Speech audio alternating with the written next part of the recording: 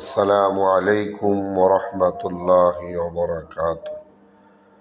দেশে প্রবাসী ভাই এবং বোনেরা, সম্মানিত মুসলিম উম্মাহ, আমি সকলের উদ্দেশ্য করে বলছি, দুনিয়াতে আল্লাহ পাক আমাদেরকে পাঠাইলেন দুনিয়া সাজানো গোছানোর জন্য নয়, দুনিয়া থেকে পরকালকে সুন্দর করার জন্য।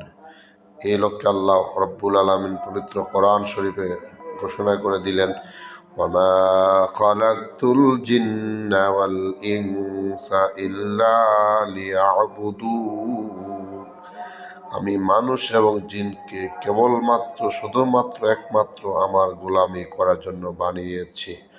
অন্য জায়গায় আল্লাহ বলেছেন, ইন্না সলাতি ওয়া নুসুকি ওয়া মাহইয়ায়া ওয়া মামাতি লিল্লাহি রাব্বিল আলামিন।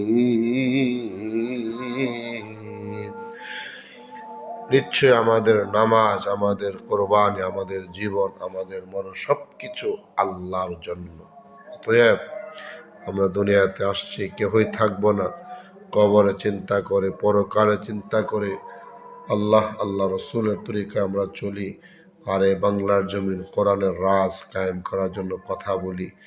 যারা কোরআন থেকে শিক্ষা নিতে পেরেছেন, কোরআনের জন্য, ইসলামের জন্য জীবন দিয়েছেন এবং জেলের মধ্যে মাথা নত করেন নাই, এদের সাথে শরীক হয়ে আমরা আমাদের জীবন ইমান শুদ্ধ করি, পরকালকে সুন্দর করি।